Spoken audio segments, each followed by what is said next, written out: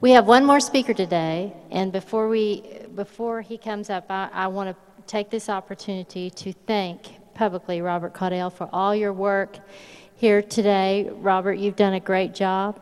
Let's give him a hand before I... Robert is an associate for the New Mexico Center for Energy Policy. He's a former president of the National Rules Utilities Cooperative Finance Corporation of Herdon, Virginia, and has been a Lee County Electric Co-op trustee since 1984. He testified before a special committee on regulatory and economic issues affecting the supply and price of domestic natural gas for House Speaker Haskert, is that how you say his name? Haskert? Task Force for Affordable Natural Gas. Robert has served on the New Mexico State Land Commissioner's Task Force responsible for identifying unnecessary regulatory cost. He acquired his degree in business administration from Eastern New Mexico University in Portales. Please welcome Robert.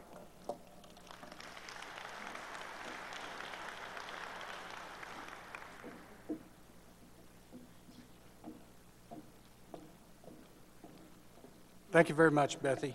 Thank you, Bill, for your presentation and for the United States Chamber of Commerce being here. Approximately 250 million years ago, during the Permian Age, many geologists believed that the land where we are standing today was being formed. Underneath us is a portion of the Permian Basin in which a great deal of oil and gas wealth lies, right here underneath us. The most important discovery in the history of the state of New Mexico was right down the road here approximately 80 years ago with the discovery well in the Hobbs Field hit pay dirt. So we're in a great place, an ideal place to be having this conference and to be establishing an energy policy center. Two organizations that I do not believe have been talked about today, but that are extremely important to our industry and to this area are the Southwest Power Pool, which is called SPP, and the North American Electric Reliability Corporation, otherwise known as NERC. These organizations have to be extremely vigilant when they're looking at the signals from Congress as they relate to climate change. As a regional organization, the SPP, the Southwest Power Pool, is mandated with maintaining electric reliability. And again, NERC has oversight for that. Let me tell you that the stated mission of the Southwest Power Pool is helping our members work together to keep the lights on today and in the future. Currently, they are overseeing some 50 transmission projects. When they oversee these projects, they have to consider a number of things, including our environmental impact, security, and carbon regulation. They have to look at these things. Back to the NERC group. Rick Sergel, who is president and chief executive officer of that organization, I want to read a quote that he recently published. I think it's very important. He said, "Our 2007 long-term reliability assessment projects a 20% growth in demand over the next 10 years. While it may seem a simple statistic on paper, we will need every resource in our arsenal to meet this challenge. From new infrastructure to breakthrough improvements in operating efficiency and demand management. We have seen a lot of public support for wind and renewable development over the past year, but in order to realize the value of these resources, we need the same kind of support for transmission lines that will link them to the population centers. We need to think of transmission as a clean energy superhighway, an enabler for future development of renewable generation resources. We are on the cusp of dramatic change in our industry with respect to climate change and proposed carbon legislation. We are already seeing its effects begin to ripple through as more coal plants are deferred or canceled in favor of natural gas and reduced emissions.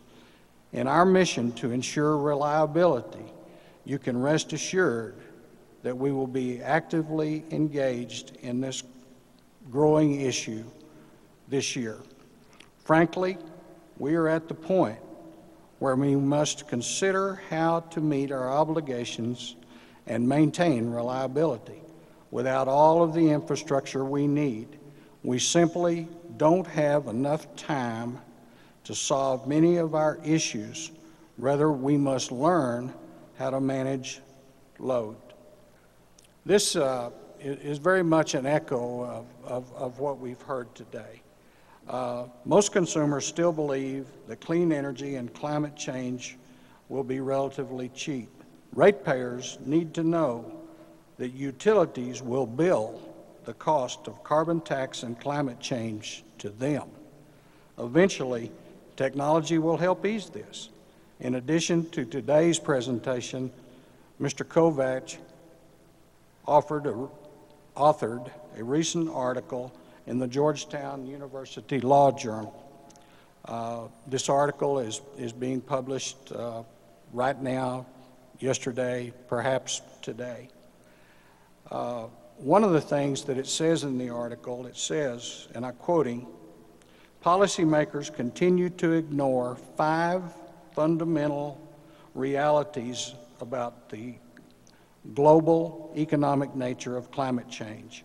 Unless these realities are taken into account, we will never be able to address the climate change challenges while also protecting global growth and societal improvement."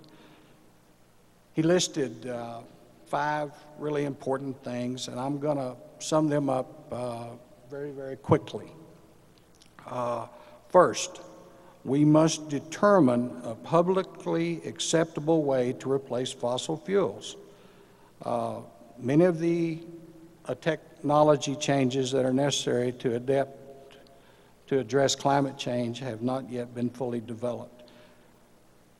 This is very important. The main flaw in the reasoning of policymakers, experts, and advocates who propose limiting fossil fuel usage to prevent climate change is that despite our lofty goals at current funding levels, we will not be able to provide enough carbon-free energy alternatives to drive the world's engine.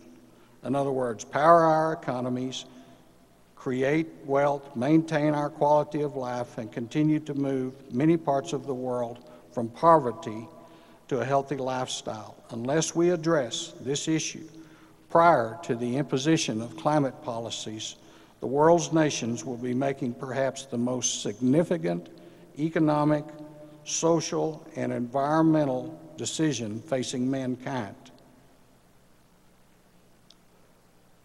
And they'll do this without a firm understanding of the implications of a wrong choice.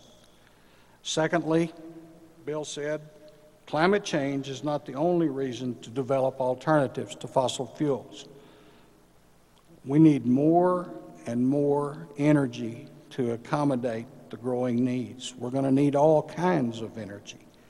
Thirdly, he said we must be able to secure the materials and the human and financial capital to reach our goals. Fourthly, we need to talk about money. We need to in place the needed institutions, infrastructures, technologies, and research capabilities. All these things cost money, a lot of it, many trillions of dollars, as Bill has mentioned. Policymakers have not carefully thought out a framework for long-term funding and the disbursements of those funds. We already know that solving the climate change challenge is not something that can be done in a decade, perhaps not even a century. The solution will inevitably not be cheap. Fifthly, it will be the private sector, not government, that develops solutions. In closing, I'd like to say Senator Sam Nunn of Georgia, a friend and longtime colleague of our own Senator Domenici, wrote the foreword to the Senator's book, A Brighter Tomorrow, Fulfilling the Promise of Nuclear Energy. Again, in closing, I want to repeat a couple of thoughts that Senator Nunn shared with me in November. First of all, he said the United States must think globally and long-term. He said Congress is good at crisis response, but not at planning. He said we must educate the public. And finally, he said, we have the tools to provide energy security. Do we have the wisdom? Thank you very much.